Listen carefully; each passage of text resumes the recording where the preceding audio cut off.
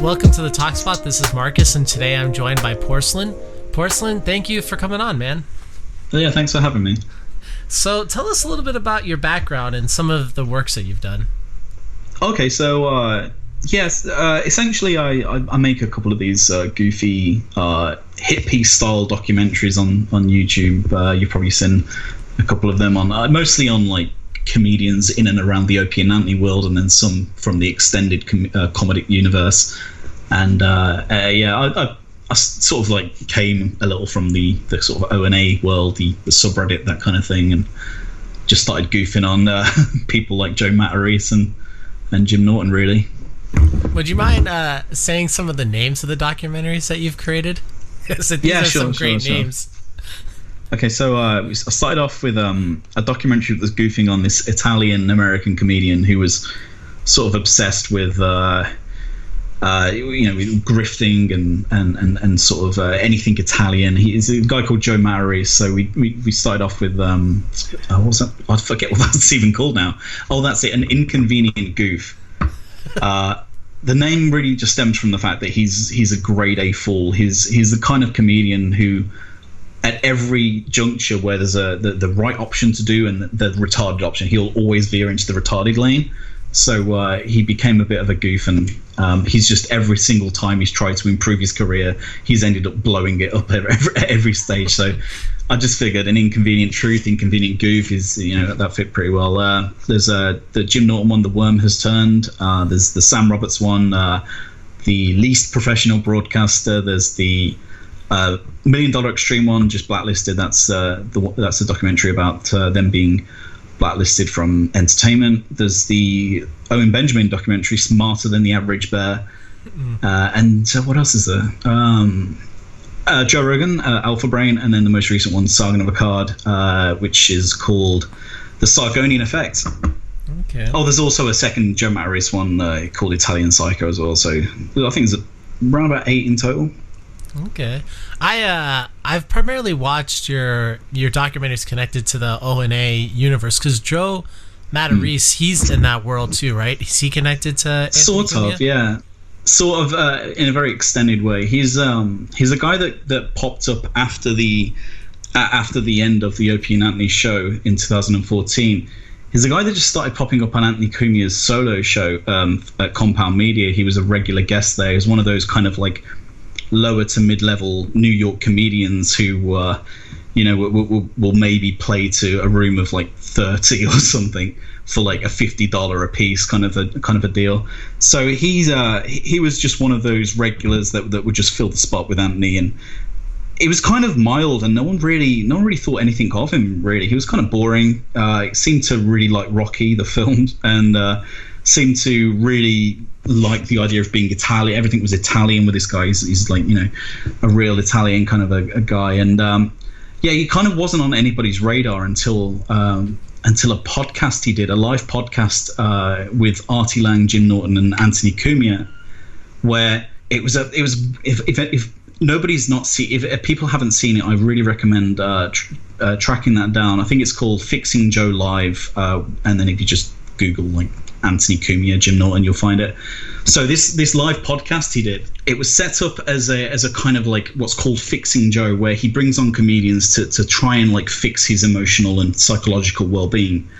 But instead, the dynamic didn't play that way. It was essentially a case of Jim, Anthony, and Artie Lang just taking turns to poke fun and rip on Joe Matarese, and Joe just did not handle it very well at all. He started being defensive, started saying that the only reason you're attacking me is because you're all miserable and you're failing at life, and just it turned into this really beautiful moment in podcasting. I think it's one of my favorites, and from that moment on, he just was on everybody's radar, and he just has been fucking up more and more at every single juncture. He's one of the premier fools of the comedic world. So yeah, I've been addicted to all things Matarese since then, and he's he's in a strange way one of my favorite people on this planet, just because you just never fail to get something gold out of him at any one point.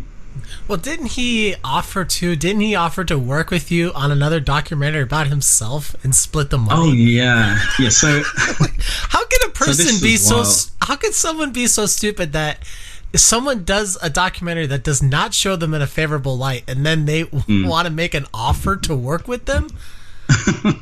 What? So the lore behind this is really big. I mean, we're condensing. The first documentary, An Inconvenient Goof, spanned a period of about 6 to 8 months, maybe, in total, and there were many periods of that where Joe had tried to beat the trolls. He famously went on Jim and Sam and declared that he knew a pure, like, working way that he could finally beat the trolls, and then that just obviously made things way worse for him.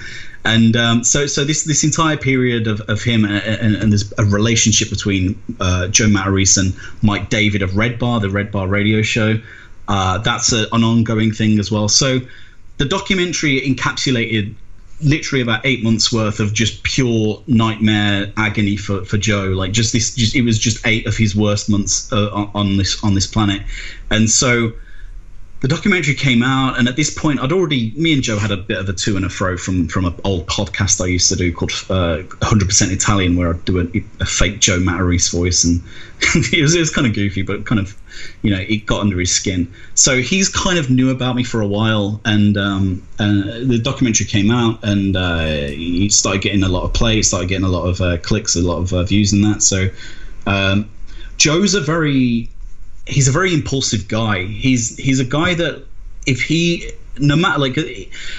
getting fucked with and trolled, like, it's kind of okay as long as he's getting the views. He's a very weird psychological guy. Like, he's one of these guys that thinks, well, people are talking about me, he's got to be good, right? And sometimes, no, Joe, that isn't. Sometimes it's not good to be talked about. So he kind of dared me to do a second documentary. Essentially, he was like, yeah, come on, Porsalin, we'll work together.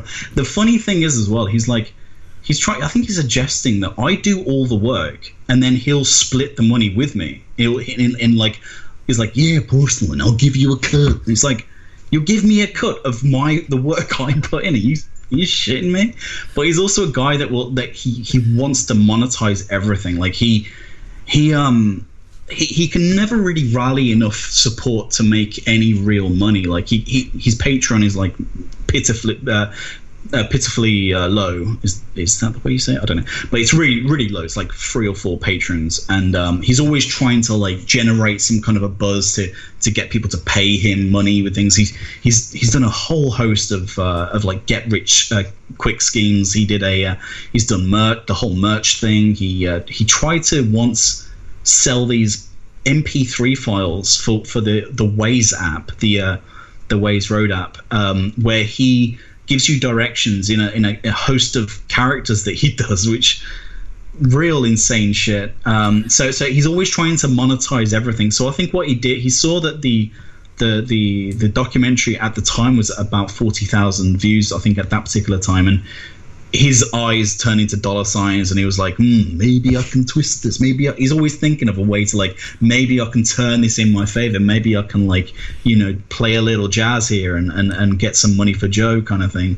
And so, yeah, for a brief period, he was like, yeah, let's work together, Porsalin. Let's make this But he did the same thing to Mike David. When Mike David was really just harassing the shit out of this guy, he did a live stream once, and he was like, yeah, so I'll tell you what, Red Bar, let's he wanted to do a charity boxing match with him and then split the money down the middle.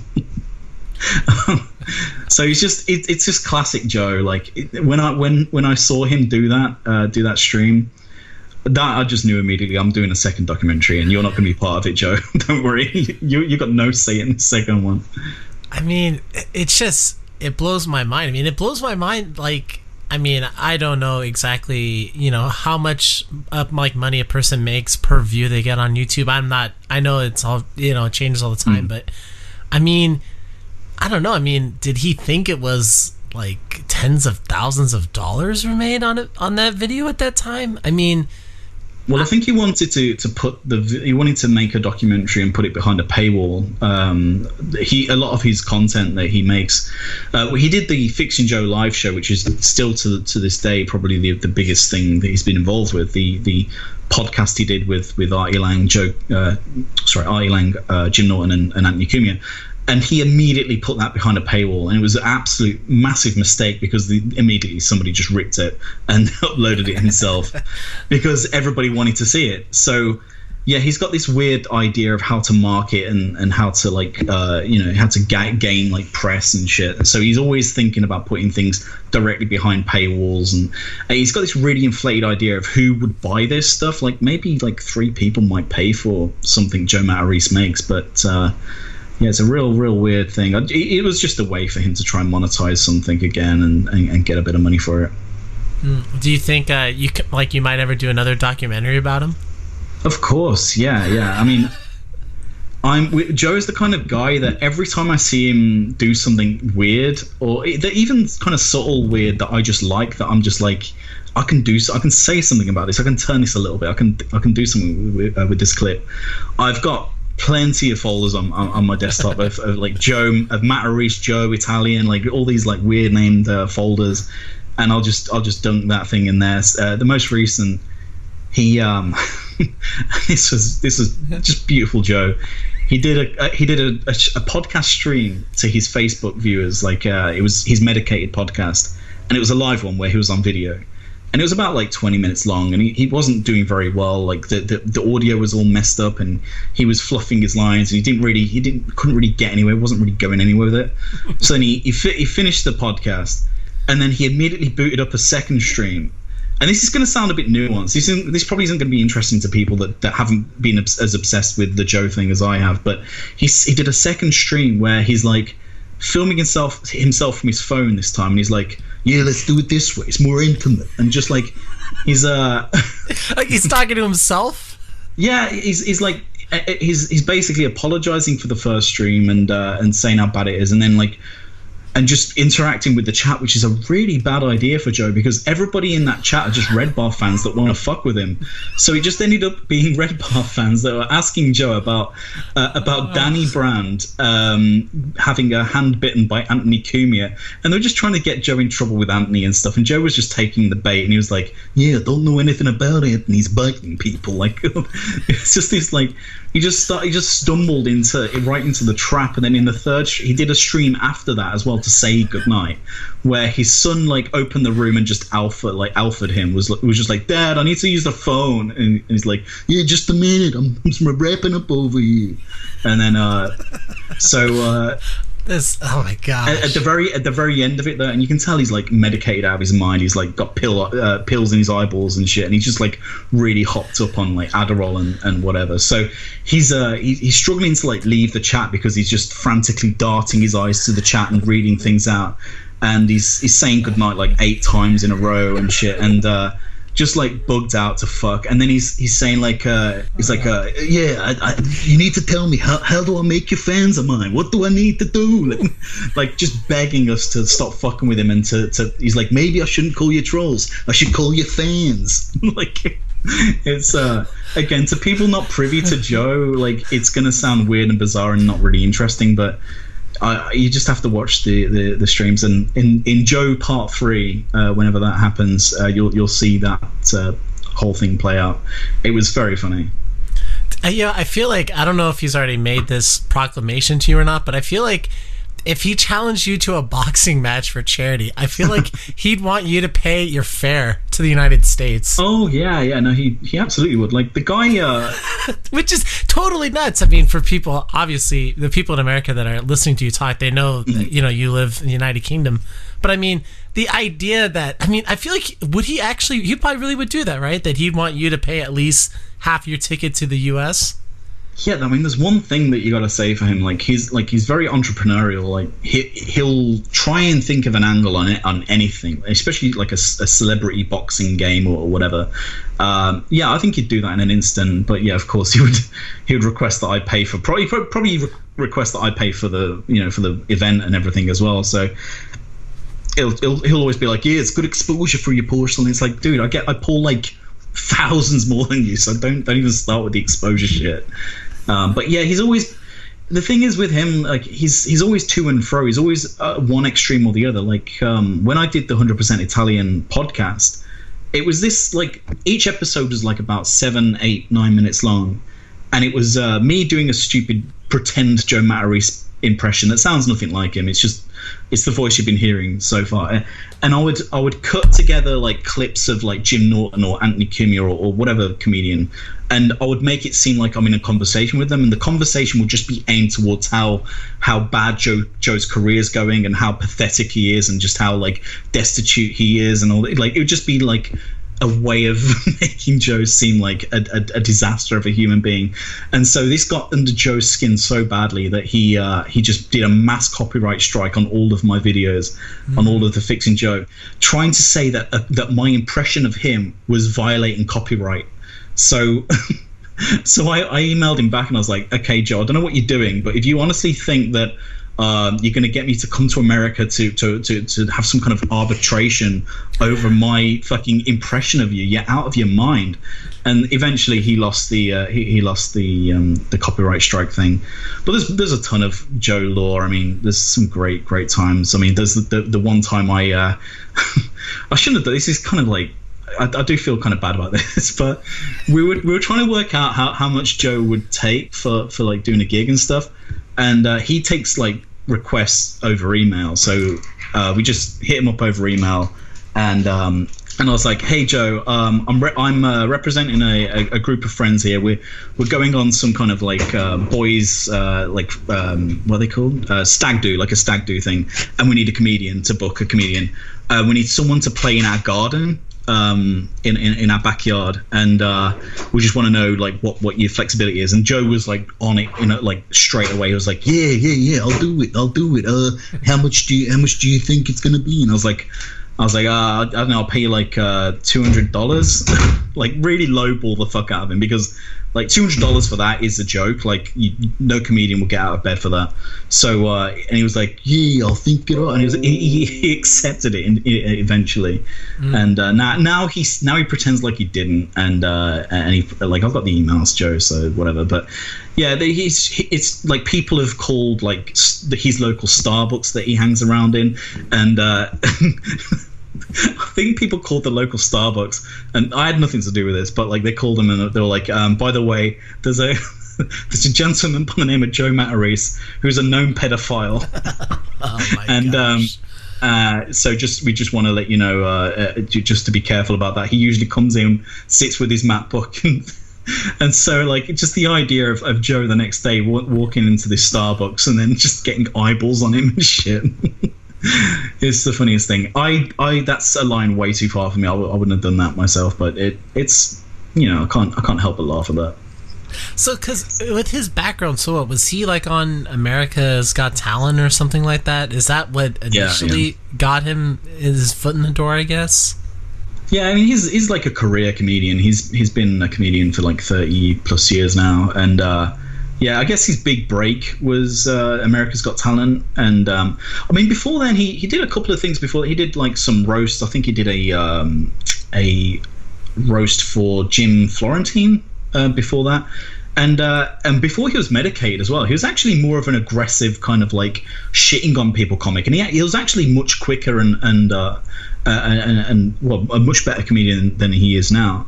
But the America's Got Talent thing, it came at a time when Joe was doing the whole like family dad shtick, and he had kids, and he had his wife turn up to the America's Got Talent auditions. He had his kids there, and they did a whole VT of like Joe, swirling his wife in the air and like rubbing, like patting his kid on the head before he goes on stage, and knocks it out of the park, and then suddenly Joe's dad of the year, and he's the next great comedian to come out, and then.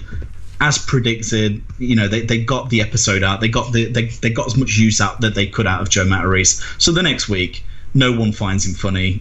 Howard Stern's just sitting there, blank face, staring at Joe while he's trying to tell jokes. And you've got this like, that like bum bum bum, that horn music in the background, the comedic kind of like fail music, and yeah, so that was a very much a flash in the pan. But I think it did well for him. I think with that exposure. I think he ended up getting a development deal out of that. That was maybe $100,000, maybe at least, or something. He got a development deal out. He did nothing with it. He got a development deal and then did nothing with it. But still, at one particular point, he was kind of the hot thing. Wow. Yeah, because I mean, I've honestly, I had never heard of him before your documentary. Like I didn't even recognize him. Like and like I think when I turned it on, I think I skipped like randomly just to like I forgot what minute mark, and he was doing the face swap thing, and I was like, what on earth is this guy? Like, I don't know. I always find it really weird when like adult men are like recording themselves for no reason like that and posting the video of doing face swapping. Like, yeah, I don't know exactly how old he was. So I'm thinking like this guy is probably 40s or 50s. Like this is, I felt sorry for him actually. Like in the Italian Psycho documentary you did, like I actually felt a little sorry for him he's like a boy that just never grew up though. That's the weird beauty of the guy. Like in a weird way, like he's still got the same, like it's like life hasn't really, like even though life has legitimately beat him down over and over and over again, he's still got this like hope and this like entrepreneurial spirit, and he's still got this like go get 'em attitude that just never seems to go. He's still always buzzing with ideas. He's over 50, I think he's 51 or 52, and he's still trying to get his big break in comedy. And it's like on one level you can say, oh, it's kind of sad and kind of pathetic, and he should probably like, you know, try and raise his kids and get a real job. But you know, on the other hand, like this is a guy that's you know, stopping at nothing to achieve his dream. And he's got a wife who's in the pharmaceutical industry, is earning crazy money, and she's able to support his fantasies, like his deluded ambitions. So I think it's pretty obvious that it's over for him as far as being a comedian, being a podcaster, you know. But you know, he just doesn't have the courage to stop and try something else. If he asked you to do a podcast with him, would you do it? In a minute, in a second, of course I would. Yeah, I still haven't even had an interview with him. Like, I would kill for just because like he's literally nobody. He's like completely irrelevant as far as stature goes and all that kind of stuff. And but at this rate, it's like you've seen this man like set himself on fire over and over and over again, and it's entertaining as hell from my perspective. But eventually, you just want to talk to the guy. And I'd love to talk to him, and then just because one of his big things is that I've gotten everything wrong in the documentary, and that it's all, you know, not factual and it's all filled with lies. I want to just sit him down and then just go through every single moment of that documentary beginning to end, and just get his take on it, and just see like, what do you disagree with at this point? Like what is it that I got wrong here? Because I'd think that would be very difficult for him to do, and also it would just be a lot of fun for me as well. Mm-hmm. So, as you mentioned earlier, you know, you've done a number of these different documentaries, and several of them are connected to the Opie and Anthony universe, so to speak. Yeah. So, if you wouldn't mind, could you talk a little bit about what that universe actually looks like and means to maybe people that have only heard of Opie and Anthony? They don't actually know about the subreddit. They don't know about, you know, the weird, what brought down Anthony Cumia. Like, would you mind maybe just going over that universe a little bit? Yeah, I'll do my best. So most people have probably heard of the Opie and Anthony show as far as like a morning radio show goes. It's very much in the line of Howard Stern style stuff, you know, shock jock style humor. They navigated from that to sort of, you know, being a hotbed of really good comedic talent, the likes of Louis C.K., Bill Burr, Patrice O'Neill, Robert Kelly, Colin Quinn. They all had a very big influence on Opie and Anthony, and vice versa. So yeah, it became for people that really like comedy, like myself. You know, there's not a lot of at the time of me getting involved in Opie and Anthony, there wasn't really a lot of very good British, especially British stand-up going. So you know, I got into Louis C.K., and then through that I got into Opie and Anthony, having seen Louis C.K. on the show. So as far as the subreddit goes, the Opie and Anthony show were always very interactive with their audience. They used to do you know, Whackbag and these other these other forums where where they would interact with the audience, and the audience would all like talk about their favorite bits and all this shit, and they would like. It became a very, very interactive show that way, as the advent of like forums and the likes of like pre-4chan Reddit shit, these like whackbag style things. And then eventually, nearly 10 years ago, the Opie and Anthony subreddit started. It was a very slow starter for a while, and then it just very frantically exploded up to when the Opie and Anthony show ended, where Anthony Cumia got fired for taking a picture in Times Square of a black woman and calling her a savage, and amongst other things. So the Opie and Anthony subreddit itself is it became this really hyper autistic kind of breeding ground of just hyper engaged former fans who eventually started turning on the host of the Opie and Anthony show. So until maybe 2013, 14, most of the O&A subreddit were like on side. They were like, still, most of the posts were still about the show, still about the host, and still about the bits that they did and all that kind of stuff.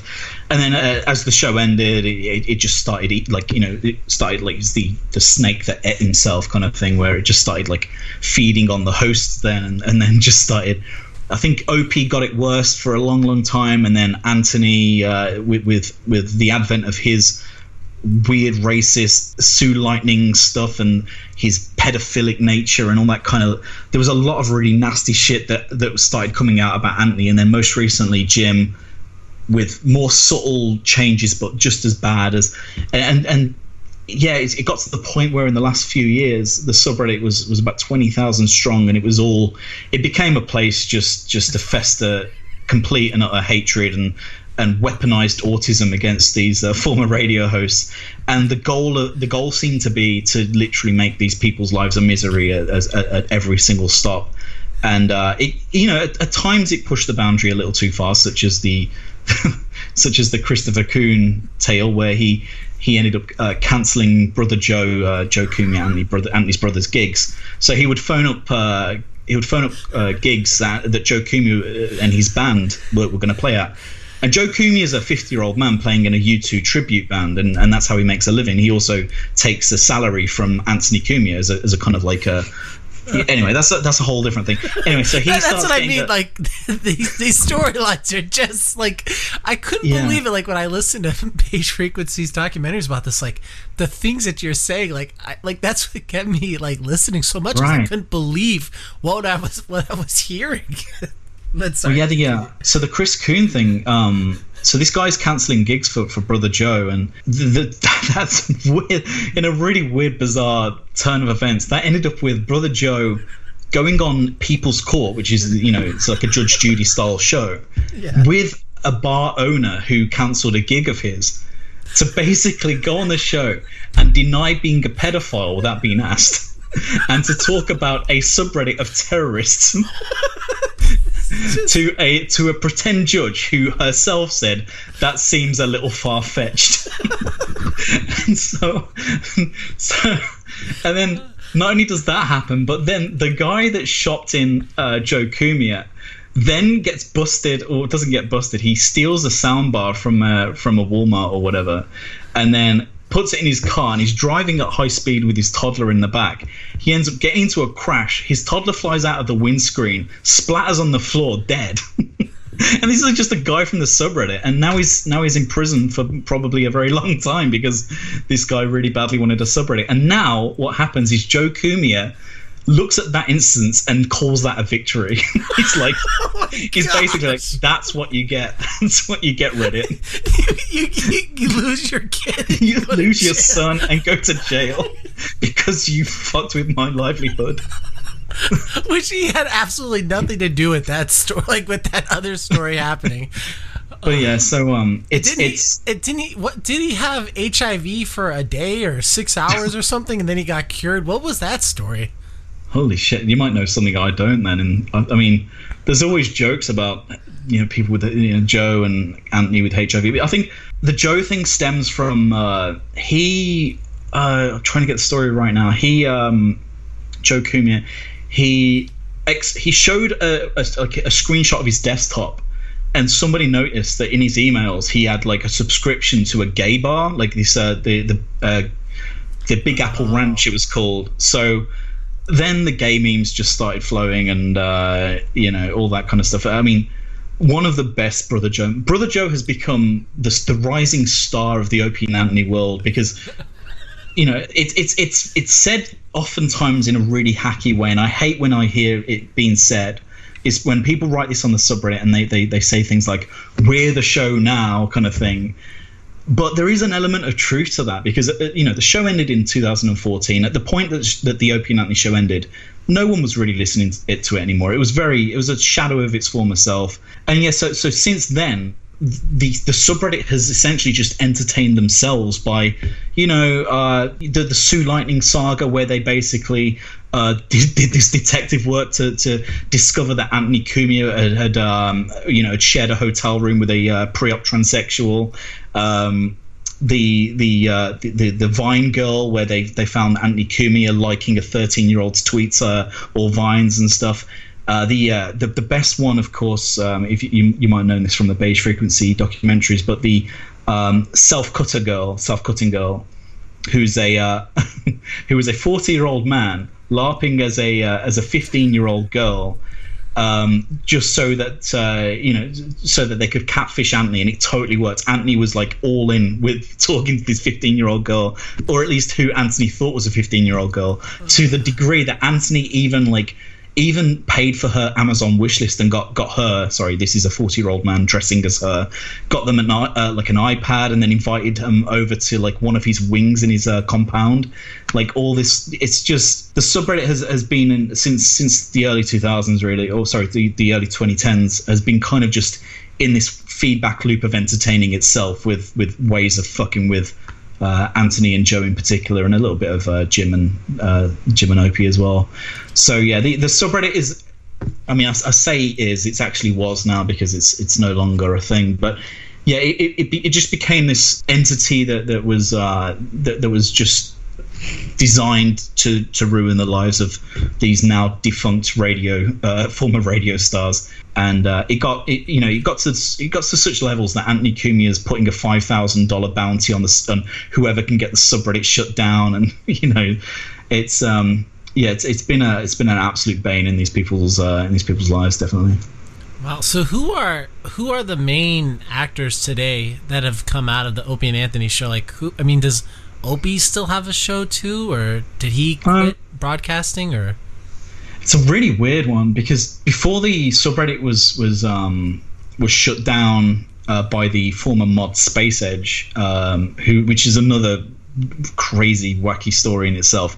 So before the subreddit was shut down by Space Edge, there was a big turn with Opie, and I think it mostly came from the fact that Opie had stopped engaging with the fans, and he stopped engaging mostly with the show. And he'd also oftentimes, like, Opie and Jim Norton fell out really bad, and so Opie would like tweet shit to Jim Norton, like calling his Chip Chipperson impression like a baby voice, and like exposing how hack he is for doing his stupid like Chip Chipperson show where he dresses up in wigs and props, and then yells out catchphrases for an hour each week.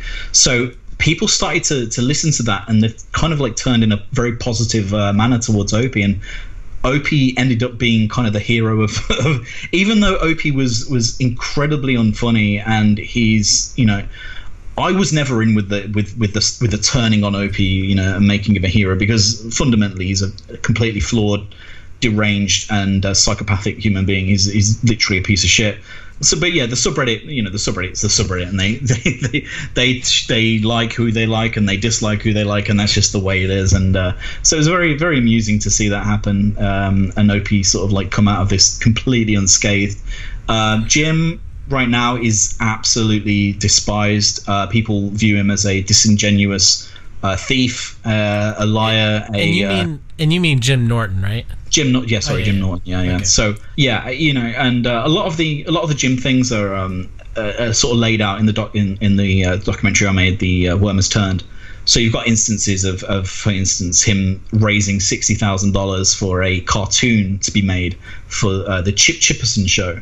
Now, in this Indiegogo campaign, he put out pledges such as you get to write dialogue for the characters, you get to be on the show, you get to be a character, you get to, a lot of the pledges, especially towards the higher tiers, were you get to engage in this show when it's made. Unfortunately, the show was never made. He put out maybe one or two very, very short clips as kind of teasers, and they got such a bad response because it was just literally, the worst animation you can think of, just awful script writing, it was just a dreadful attempt at making an animated show. So he just completely, benched the idea. No one knows exactly what he's done with the $60,000 he stole from truckers, essentially. And the people that paid for pledges, I can't see any evidence that they ever were fulfilled. And as it happens now, there's still, like, years later, there's still no evidence of anything from this Indiegogo project. Now, that was one of the first signs that people had that Jim Norton may actually be one of the bad guys, because before this he was the golden child. He was the, you say what you want about Anthony and Opie, whatever, but Jim was always like, he was always one of us. He was always like with the sub. He'd always had a good relationship with the subreddit at that particular point. But yeah, the Indiegogo campaign definitely soured things and turned a lot of fans against him. And then after that, you've got things like the Louis C.K. scandal when he got ousted as a masturbating,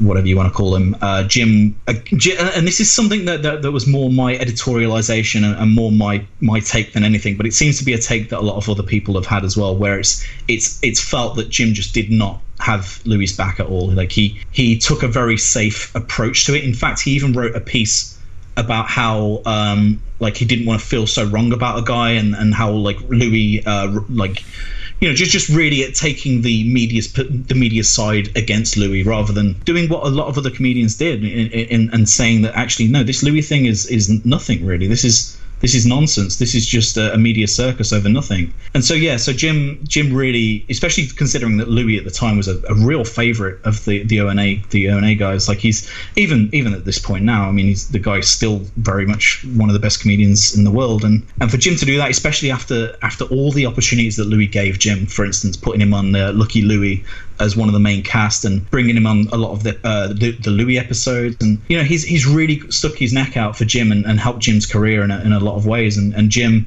when it really mattered, he just didn't have Louis back. He just instead and not only did he not remain silent, but he went out of his way to write columns for magazines and literally denigrating Louis' behavior. And then he did a show where he took the most middle of the road stance on the whole thing and was like doing the whole thing. Well, on one side, it's Louis and he's my friend, but on the other side, this is a big problem, man. This is it was just seen as a really, and it's where a lot of the worm sort of like nickname thing came from. I mean, a lot of the worm nickname came from the fact that he looks like a worm, but that's what I thought. That's what I thought you came up with the name with. No, but a lot of it was that he's the worm because he's very me oriented. He's very much that was a very big indicator of like his behavior. And to capitalize on that, the Amy Schumer debacle after that, where she was accused of stealing jokes, Jim Norton was completely behind her 100% and allowed her on his podcast to basically to lie to the fans essentially. And he would fight the fans every single day and say, no, she's my friend and all this kind of stuff, because Jim knew that like she was going to get out of it and that she still had cachet to award him more roles on like Inside Amy Schumer, for example. And it's just little instances like that down the road that have just shaped his like worminess and he's just, like I said, he's just become this real disingenuous, just this lying, just wormy creature. And I mean, the best description was what Patrice O'Neill said, that Jim looks like what was it again? It's like Jim looks like I'm gonna butcher this, but it was something like Jim looks like whatever bottle you pour him into or something. because he's like because he's shapeless, and I think I've got that completely wrong, but it's something like that. And it was like he said it from a position of just like his aesthetics, but it works on a metaphorical kind of like foundation as well, in that he's just like shapeless and amorphous.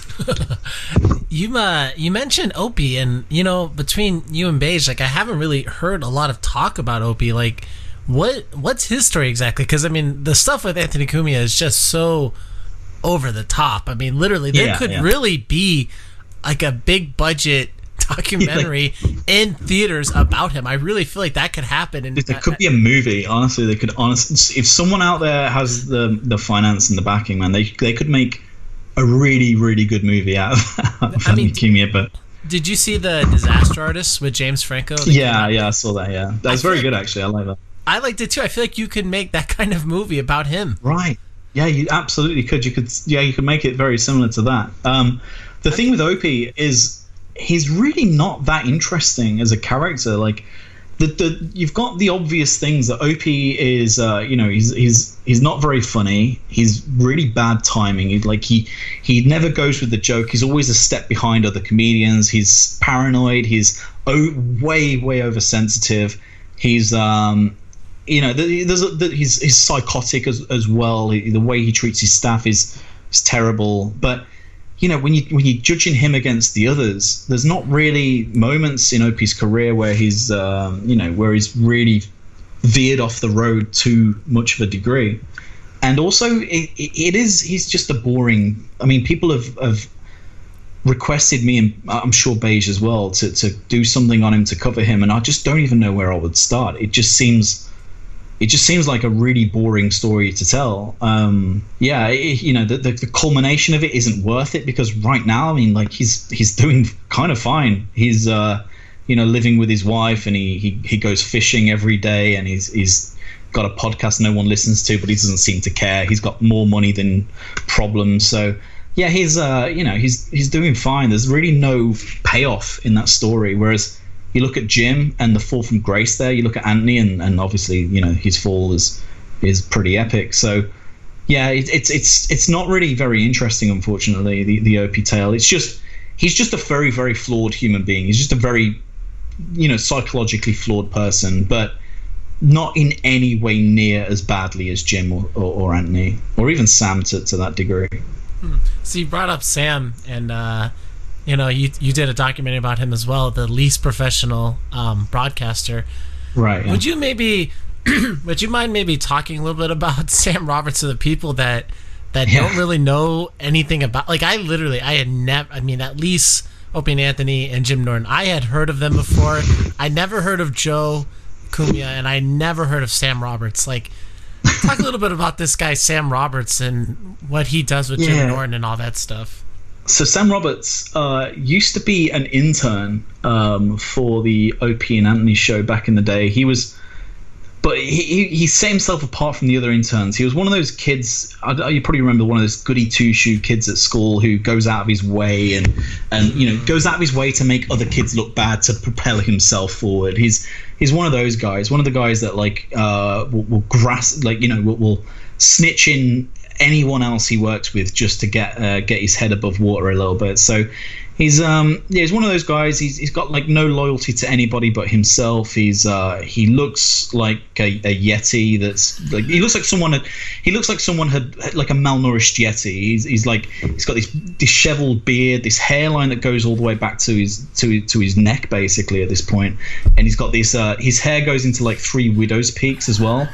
And it's frizzy like a toilet brush. He's got these sticklet teeth, these like little tiny wooden fucking like ice lolly stick teeth, and he looks like someone had like super glued pubes to a rat or something. Like it's just this real and again I like it's like I mean, it's difficult with Sam because he's so revolting looking that it's really hard to put into words.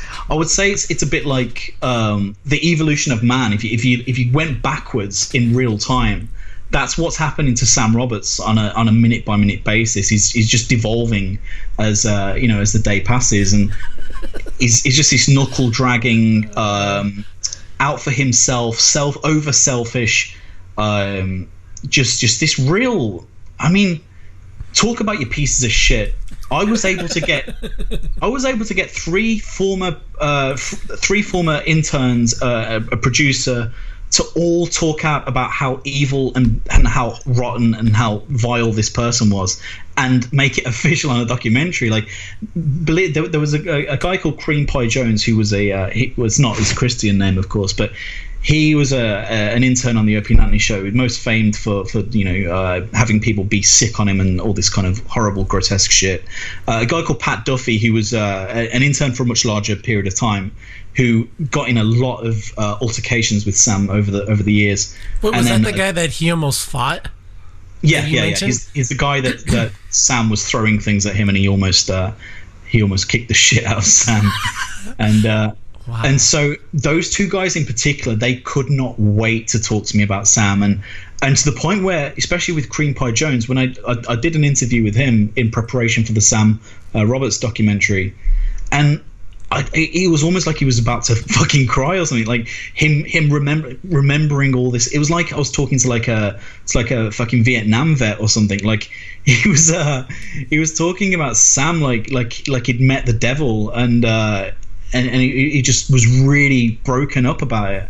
And it was like I had to at times like go like, yeah, dude, man, if you want to like stop for a bit or whatever, like we can like but he's just like, no, I've got to get this off my chest. I've got to do this. I just have to do this. And the same with Pat Duffy as well. Pat Duffy has, like, it's been 10 years since he'd seen Sam, but like he said, like, talking to me, just everything came flooding back, and his anger it was just, the interview was hilarious. His anger just like came back, and he just, yeah, it was pretty funny. And then I did one with Danny Ross, and he tried to tread the line a little bit, but even he was very much in the opinion that Sam Roberts is a terrible human being. In fact, it's often talked about that Sam Roberts may have been kind of a participating factor for Steve C., who was another producer on the show, for him and his eventual suicide, because Sam was just a complete psychological bully at work.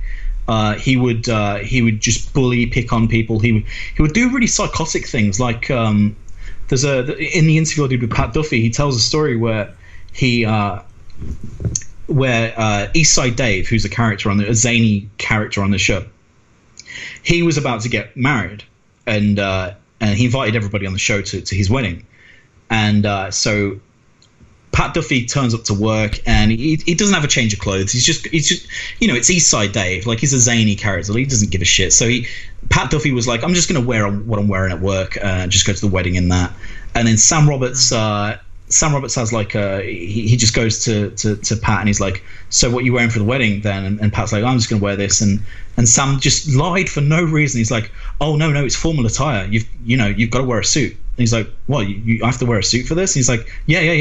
Why haven't you got a suit? What's wrong with you? And he's like really fucking with his mind about this thing. And so Pat just doesn't go because he doesn't have a suit, because like he's interning for no money right now. So he's just like, oh, I guess I'll just have to go. And then the next day, Eastside Dave's like, yeah, man, why didn't you come? He's like, well, I didn't have a suit. And he's like, you don't need a fucking suit. Like, what you do? You retarded. And then Sam's in the corner bursting out laughing at him. And so, like, I guess you could look at that as like, yeah, it's kind of funny. But at the same time, he did it because Pat Duffy is like competition for him at the time. They were both interns, and they were both, trying to get ahead. And Sam saw the wedding as an opportunity to do some networking and to cozy up to the big bosses and all that kind of stuff. And if Pat Duffy's out of the equation, then it's easier to look out, stand out and stuff. So yeah, he'd do things like that all the time to Pat Duffy. And yeah, if you ever get a chance to talk to Pat, like he's got some stories to tell that are pretty wild. Would you mind maybe talking a little bit about Sam Roberts' diet, or what he likes to eat? Yeah. This is also totally, I couldn't believe it. Actually, honestly, when you first said it, I was thinking like, this guy is just like Sam. I was thinking, he's just playing it up for whatever, to make himself look more disgusting, to make himself more entertaining. But he really, talk a little bit about it. It's real, right? Yeah, of course it's real. Yeah, this guy is like the biggest case of Arrested Development you're likely to ever see. I mean, this guy still plays with wrestling dolls, this guy still wears like children's clothes essentially. He and yeah, his diet has not strayed from the likes of, you know, chicken fingers and like dippers and like turkey fucking Twizzlers and stuff. Like, you know, I don't really know what American food is, but I'm trying to think of like British equivalents. But anything that's like, you know, anything that's like chicken breadcrumb stuff that like is designed for children, like where you'd have like chicken in the shape of dinosaurs or something, or like you'd have like little potato waffly kind of things. So it's all like children's food. And for a long time, like Sam's always been kind of like a scrawny, slim kind of a guy. So it hasn't necessarily affected him directly. If you looked at Sam maybe 5 years ago, you probably wouldn't look at him and think like you're malnourished or you've got dietary problems. But you look at him now, like you look at his teeth is a really big indicator, because he's got such a high sugar diet.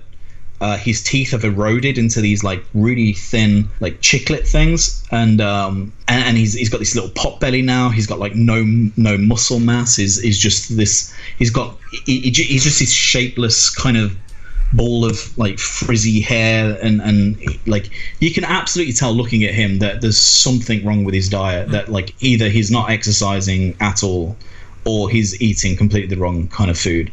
And yeah, so it's very juvenile with him. Like they did shows back in the day where they had Guy Fieri on the show, obviously a really famous chef in America, and they had him on the show, and he was preparing really nice ribeye, like beautiful ribeye, and they tried to make Sam eat the ribeye, and he almost threw up. He was like chewing on it, and he was like making a face and then spitting it out and like heaving, and like he also doesn't drink as well, so he doesn't drink alcohol, and that's fine.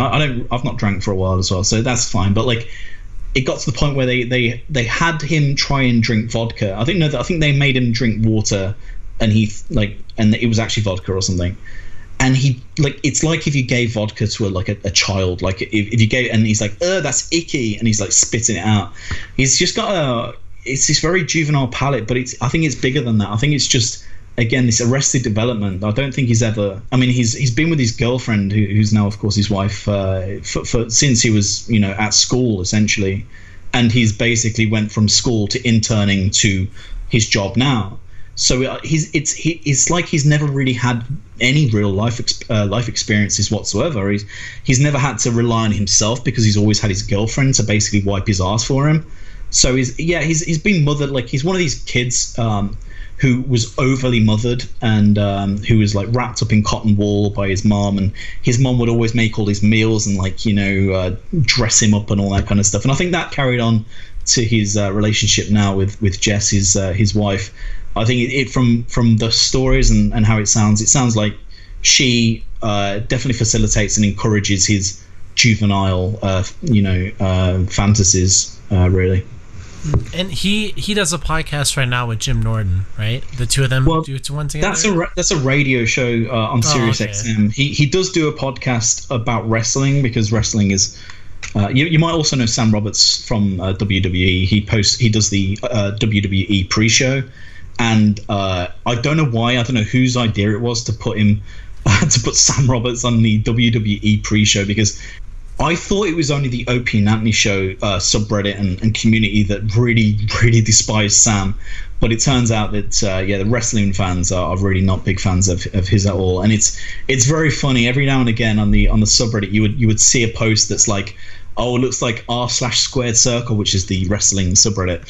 It looks like r/squared circle's having a go at Sam again, and then, you know, we'd all be sifting through the comments of like, oh, I hate his fucking voice, oh, he's a toilet piece of shit, and all this kind of shit. Like, so yeah, it's very entertaining often to see other people like interacting with our guys. Yeah, he's a funny guy. But yeah, they do a morning show, him and Jim Norton, on Sirius XM. Okay. Yeah, I mean, I heard some of the wrestling stuff, and I mean, I guess I was also a little confused about how he made that transition. Like, it just seemed really random to me. I think that I mean, it stems from back when he was still an intern. The Opie radio brand, or whatever you want to call it, basically they had a channel on Sirius XM where Opie had the choice of what to put on and when and all that kind of stuff, and he had like times like on Saturdays, like the Saturday Night Virus, and slots during the week where he would get some of the staff to fill in and maybe do a show every now and again. So he had Sam do the Sam Roberts show every week, and so this was Sam doing a radio show on his own, and he'd just basically interview wrestlers every week. That was his thing, and wrestlers would turn up because at the end of the day, this is still Sirius radio. It's still a nationally syndicated radio station, and it's on the OP channel. So wrestlers started turning up and actually doing these interviews, these long form interviews with Sam Roberts, and that earned him a little bit of a cachet in the wrestling world. And I guess from there it just grew more and more. And then when Sam actually became the co-host with Jim Norton for the Jim and Sam show, the Sam's cachet himself like exploded, and he became a bit of a feature himself. So then I think Vince already knew of Sam because the wrestlers are like, oh yeah, I did the Sam show, I did the Sam, and obviously Sam's clips were showing up online and getting lots of clicks and all that kind of stuff from wrestling fans and stuff. So yeah, I think eventually Vince just tried him out on a couple of things, and then it just grew from there, and he got more and more involved in the franchise, and to the point where now he does a lot of the pre-show event stuff. And I said that completely factually. I was trying really hard not to poke fun at him at any point, but he's severely disliked by everybody involved in, apart from Vince, for some weird reason. Vince McMahon doesn't seem to acknowledge the fact that everybody in the wrestling world absolutely despises Sam Roberts. And so Sam Roberts and Jim Norton, they're both aware of the documentaries you made about them, and what was their responses? I mean, did they ever reach out to you, or what did they say about it online? Yeah, so the Jim one was kind of funny because the Jim Norton documentary, I had a little help with just punching up a few lines, just one or two lines by a buddy of mine, this guy Bick Bickerson. It's that's an internet name. It's but his Bick Bickerson's this like really fat, like drunk guy that I'm internet like friends with. He's just this like drunk buffoon who's he's kind of funny, but a funny guy. He's like he's a really funny writer, really funny. He's got a really funny mind. So I asked him to help out on the Jim Norton documentary a little bit, and he did. He jotted a few lines down, and he's actually responsible for the fat piece of shit Robert Kelly line in the Jim Norton documentary that a lot of comedians seem to like that. Nick Mullen, he liked that line in particular, and and Luis J. Gomez, and they seem to pick that one out as well. So Bick Bickerson, as a result of that, started getting very happy about himself and started feeling like, yeah, man, I'm part of something. This is great. And I do not exaggerate. He wrote like 3 lines in the whole thing, and one of those lines happened to be "fat piece of shit" Robert Kelly. So anyway, Bick Bickerson got very, very excited, and then DM'd Jim Norton himself and was like, and he said, "Hey Jim, just to let you know, me and Porsalin we're actually big fans of yours, and it's just all friendly joking. I'm just really, really thanks a lot for giving us a shout, because Jim at this point had given us a shout out on his show, and he's like, thanks so much for the shout out. That's really, really cool." And it was just this like, when he told me that he sent that, and then he showed me the screenshot he sent, and then Jim Norton was like replied to him saying, "Oh yeah, that's cool, man. It was a really great job you guys did," and all this kind of stuff. And he showed me the DM, and I was so fucking mad. I was like, Bick, what the hell are you? I did not do this to get the attention of Jim Norton and to get a pat on the head. What are you doing? And I was literally so mad because he just like every line that we came up with about Jim, and every little like avenue we went to with the Jim Norton documentary, it wasn't out of like friendly banter. It was literally, I really legitimately don't like, I think Jim Norton is a very bad person. I really dislike the direction he's taking, and I really think he's an unfunny hack, a liar and a thief, and a very disingenuous human being. Like, those are my actual beliefs, and then Bick Bickerson's out there, undermining all that. So yeah, that was very funny. But yeah, Jim talked about it on the show. He said that he was outside of a club or something, and he found out that there was a documentary on him, and he was on his way back or something, and he had it on his phone, and he ended up watching the entire thing. And he was very complimentary. He said that the lines were he's like, you couldn't disagree that the guy's not funny. It's incredibly funny and all this sort of stuff. But he did the whole thing of like, yeah, but I mean, it's all factually wrong. It's all like nonsense. It's all like, it's completely wrong. It's completely, it's just all lies. But like, didn't really specify what exactly I got wrong there. And I do welcome Jim to maybe point a couple of those things out, because I don't necessarily think there's anything in there that shouldn't be in there. And Sam did the same thing as well. When the Sam doc dropped, they obviously remembered the Jim one at the time, so he's like, oh, that guy did a documentary on you then, Sam. And Sam only really focused on the first chunk of it where I'm talking about his appearance, and he made it seem like that's what the whole documentary was, that it was just all like ripping on Sam's appearance, when obviously that's only the tip of the iceberg. But yeah, they mentioned it, and it is what it is. What I will say about Jim and Sam, and try not to be too, try not to praise them too much or anything, but as far as people that have reacted to these things, they've definitely been the best. They've mostly been good-natured about it, and I can't say that they took it in within their stride. And I can't imagine it's nice to have a documentary outlining all of your flaws and all of your errors. I imagine that's a very hard thing to get over. So, at least they took it in their stride, I guess. And it doesn't seem like they've mentioned it again, and they've not let it fester, and they've not let it eat at them. So, yeah, you got to give them that. I mean, it doesn't make me like them. I still think that they're both vile human beings. But I've moved on from Jim and Sam now. I don't really think about them like at all. This is the first time I thought about Jim and Sam since I made the documentaries, really, I guess. Because I listened to a little bit of a clip that I think the two of them were talking about you, and they said something about, like, I heard this, like, they just mentioned the fact that you have an accent. They have a British accent, which makes it sound like you're like a strong sense of authority, which I don't know why that's the case in the United States. Like, I don't know, weird. For whatever reason why we think someone that has a British accent, we just think that they're automatically smarter and know what they're talking about. Or they must be telling the truth. Like, yeah, and I mean, I'm not saying, like, I mean, I totally actually do believe you, like, and everything you said in your documentary, but that's like the default in the U.S. is like, sure. When Piers Morgan was on CNN, it was like, oh wow, Piers Morgan, like, this guy really knows what he's talking about, and I have no beef at all with Piers Morgan, but it's like, well, does the guy have an accent? Does that mean he's smarter than everybody else, or does that just mean that he's from the United Kingdom? No, I mean, I'm legitimately, like, not very smart. I'm pretty kind of stupid. So there is that. But yeah, it's part of the reason why I did the entire thing in the first place. Is it's a good, like, people talk to me and want like, want me to talk in interviews and things like, which I'm always happy to do. It's always fun and good to talk about things. But yeah, I need to always remind everybody that this isn't. I'm not a documentarian. I'm not even a YouTuber. Like, I've got a job outside of that. YouTube is just something I'm doing as a goof.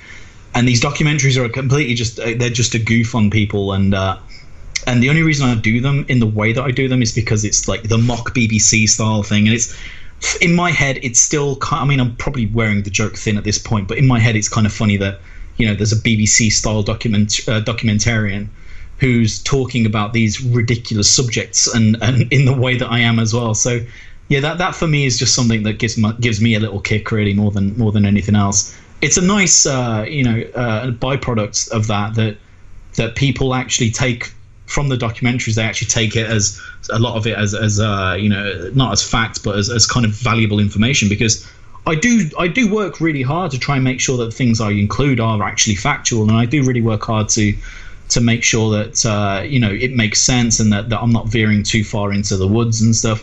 So there is effort put into it, but fundamentally it's still a goof. And people that might be taking it a little seriously because of the accent or for any other number of reasons.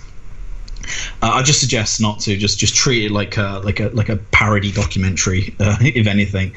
And if you believe that's the stuff in there, then great. If you don't, then that's fine as well. Do your own research, look into everything yourself, and yeah, you'll find out. You'll probably find out the same thing that I did. I mean, it literally sounds like, when the documentaries that you made, I mean, I feel like they could be like, that could be the premise of like a show, like a television show. in America. Like, I guess, I mean, the closest equivalent to a lot of these people would be people in the United States that we would say live in trailer parks or trailer trash. Yeah. So, I mean, I could totally envision a show like that. You have a British guy, like, giving out, like, talking, like very, like, you know, how you present it, like you said, like a BBC style, but, like, we're talking about, like, somebody making a meth lab. Or it's like, you know, like, oh, my sister did blah, blah, blah, and it's, you know, someone's holding up, like, part of their roof with, like, a stick or, like, a pool stick or something like that, and it's, like, so, like, trashy and just so... I mean, I don't know. I mean, I'm sure you guys have like something equivalent to trailer trash in United Kingdom. I'm not exactly. Well, that's funny because of the juxtaposition. Obviously, the well presented BBC guy, and then just like taking them completely out of their comfort zone and putting them into like just a scenario, just an environment that's completely against what they're used to. You know, having like a suited, like well dressed British documentarian guy in the middle of like a trailer park, and treating the subject matter as seriously as he would. Like, you know, whatever the subject in Britain is, it's that juxtaposition is kind of funny as well, I guess. But, all right, man. Well, Porsalin, I don't want to keep any longer. We've gone a while, but dude, I would definitely. I'd love to talk to you again sometime. Hopefully, if time permits. Sure. And before you go, I want to ask you, like, how can we follow the work that you're doing? And are you working on any other documentaries right now? And how can we view those and everything? Yeah, so everything's on. If you just find Porsalin on YouTube, Porsalin. I've done O&A is only a very small part of what I've done. It's just that's where it started, I guess. I did work on a $1 million extreme documentary called Blacklisted, which has done really well. That's based on the $1 million extreme TV show on Adult Swim, and how that ended up being cancelled, and you know the war against material like that, and you know, so that was a very, very important one for me, and I managed to get to talk to Sam Hyde for that was great as well. So I did a Knowing Benjamin documentary, which was great fun because I basically infiltrated this cult movement, the Unbearables, and I do stress people do check that one out, because as far as like an online YouTube cult kind of thing, it was wild. And yeah, I mean, his mental breakdown and his just it's just brilliant. Like the Owen Benjamin documentary is one that I really do like. I did the Alpha Brain Joe Rogan documentary, and most recently one that I'm very, very happy with and proud of is the Saga of a Card documentary, the Sargonian Effect that I released last week. So you can follow all that at Porsalin, my channel. I also put out little small teaser videos every now and again, and small little mini videos. I've got a couple of videos actually on the death of the Opie and Anthony subreddit. Actually, there's one on Space Edge, who's the ex-moderator or ex-admin of the Opie and Anthony subreddit, who in a weird fit of rage closed the subreddit down, which is an amazing story. I've got a video on that's definitely worth checking out. Yeah, there's plenty of content on there. You can have a good old time checking that out. And that's Twitter, Porsalin again. Not really anything else. I don't really have anything else other than that, though. Didn't you recently do a documentary about Theresa May, or is it coming out soon? Oh yeah. No, so that's I've been really lazy with my Patreon followers. Like I never really took Patreon that seriously. Back in the day, like back in the old O&A days, someone asked me like how they could support me, and then you know, people recommended Patreon. So I started a Patreon, and you know, people were happy to help with that. And it's been a while, and I've just never really offered any Patreon exclusive content. So I figured I'd start, and so I made it's about a 7-8 minute video, just like an American's guide to Theresa May and Brexit, and just how royally she fucked things up. And it's very pertinent to now, obviously, because she's now been, you know, she's now quit as Prime Minister. So, yeah, so that's an exclusive on my Patreon page. I might make it available later down the line, but it's a weird one with political videos, because they just don't age very well. So I might just have to leave it where it is, really. But it's a good video. It's a fun little 7 minutes. If you fancy jumping over there. Okay, yeah, because I think I saw you posted somewhere, maybe it was on Twitter, that you were doing that video, and then I saw that, you know, that May resigned today.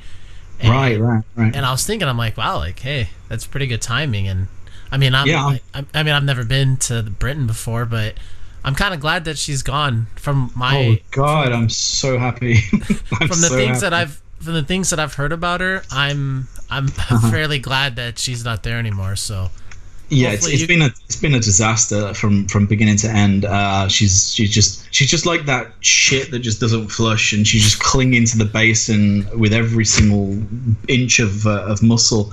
And finally, we managed to flush her out, and it's just a great feeling. I hope it's Boris next, because that would just be wonderful, and it'd be good to just get someone that believes in Brexit to lead the charge, and to give the European Union something to worry about, because right now they've had the easiest negotiating period they could have ever wished for, really. So yeah, hopefully we can get someone like Johnson or even Dominic Raab at a stretch to get in there and just see this thing over the line, and just see this Brexit thing, and then we can worry about the next general election when that happens. But yeah, Brexit we just need to be done with this thing.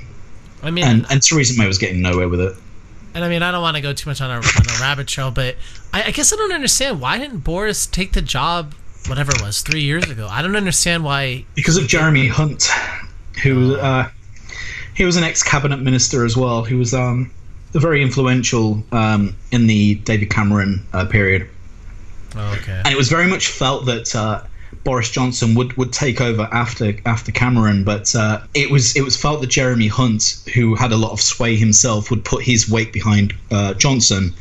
Instead, he didn't, and I think he wanted to run himself, and it ended up just splitting the voter base. And in came Theresa May, and she just completely usurped everybody and held on to the throne. Wow. I mean, again, a lot of Americans don't really follow European politics. I might more than the average person. I have an MA and a BA in political science. Oh, cool. Yeah, I mean, like I try to keep up with it as much as possible while working, full time. Right. And yeah, I mean, she seems terrible. I mean, I feel like, I guess the only silver lining is you guys don't have Angela Merkel. But yeah, that would be the thing. Is Angela Merkel is this thing with Theresa May is that, like, with David Cameron, you got a level of of pure evil, but it was very concentrated and it was very well executed. Like, he was very competent at being an evil piece of shit. And whereas Theresa May, she's just a bumbling oaf. She's just, I know people overuse the adjective incompetent as to describe their political officials, but Theresa May is that to the nth degree. She literally cannot make a decision. She can't do a thing right. She's basically just incredibly overwhelmed by the position. That was the best way to describe it. Is she just was overwhelmed at every single juncture, and she just arms flailing, didn't know what to do, hoping someone would hold her hand, and nobody did. And the trouble is with her, and why she was always doomed to fail, is she was always a very private person outside of, she didn't really make very many clicks in politics, and obviously that's a very important thing to do. When especially if you're a cabinet minister, you want to make sure you get allies, you want to make sure you get people that if you get in a position of power, that you've got people that you can rely on. And it turned out that her inner circle just shrank more and more the longer she did the job, to the point where she just couldn't trust anybody, and she's just been her own demise, and it's been an agonizing 3 years. She will go down as the worst prime minister in modern history, I think. Wow, that's saying something. Who was after Tony Blair? Was that Gordon Brown? Was that his name? Yeah, so Gordon Brown. He was Tony pretty Blair, bad, right? He was very brief, though. It was very hard to remember much of the Gordon Brown period, because it was just such a, it was after the Blair years, after the Iraq War, after a lot of that.